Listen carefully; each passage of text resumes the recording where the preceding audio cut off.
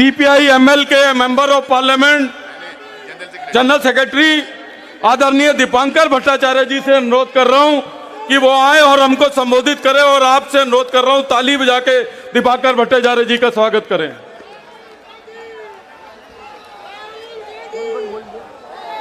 मंच पर मौजूद इंडिया गठबंधन के तमाम वरिष्ठ नेतागण,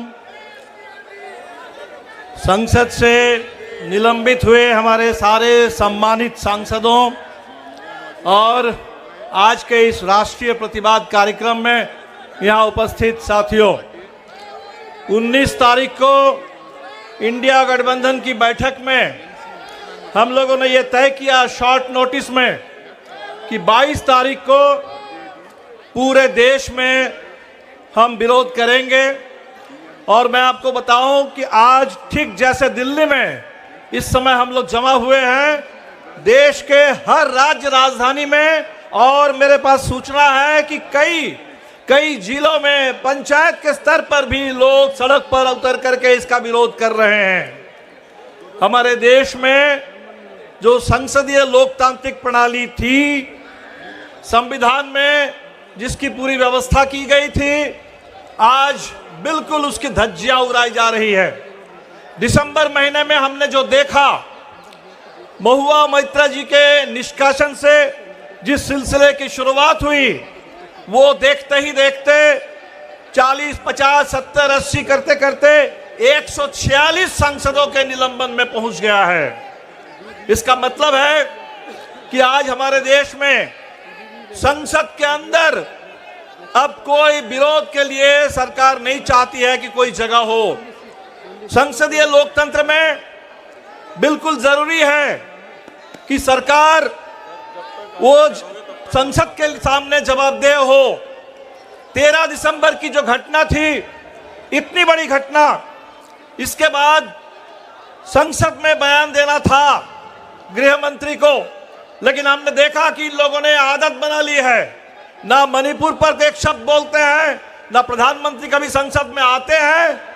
संसद को भी इन लोगों ने समझ लिया कि कोई चुनाव की सभा है, और इसीलिए संसद के अंदर संसद की सबसे ज्यादा उपेक्षा, संसद का सबसे ज्यादा अपमान इस समय सरकार की ओर से, भारतीय जनता पार्टी की ओर से लगातार किया जा रहा है। और जब सड़क पर हम आवाज उठा रहे हैं, तो सड़क पर आवाज हम ना उठा सके, इसकी भी पूरी तैयारी हो रही है। संसद से सांसदों को बाहर किया गया, ये तस्वीर का एक पहलू है। उसी तस्वीर का दूसरा पहलू कि इसी दिसंबर के महीने में इस संसद में किस तरह के कानून बना दिए गए। सुप्रीम कोर्ट ने कहा था कि चुनाव आयोग का चयन करने के लिए प्रधानमंत्री, विपक्ष के नेता और सुप्रीम कोर्ट के चीफ जस्टिस के जरिए एक 3 लोगों की कमेटी के जरिए हो। इसको बदल करके कर दिया गया कि प्राइम मिनिस्टर, उनके साथ कैबिनेट के एक और सदस्य। इसका मतलब 3 लोगों की कमेटी में 2 लोग सरकार के हैं, तो चुनाव आयोग की आप कोई निष्पक्षता खत्म।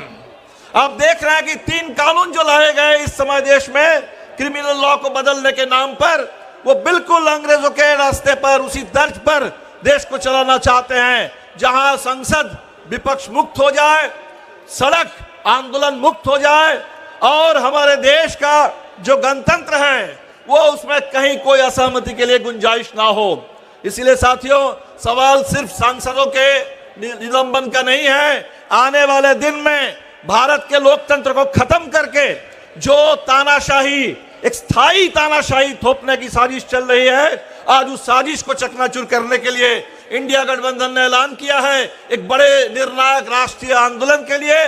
और हम आप सबसे अपील करेंगे कि हमारी ये जिम्मेदारी है, हम सब लोग मिलकर के इस महान राष्ट्रीय आंदोलन खड़ा करें, ताकि बिल्कुल जिस समय आजादी के लिए हम लोग लड़ रहे थे, सब एक हो करके आज लोकतंत्र की रक्षा के लिए संविधान की रक्षा करने के लिए बिल्कुल उसी तरह से सब लोग एक होकर के हम लोग लड़ेंगे।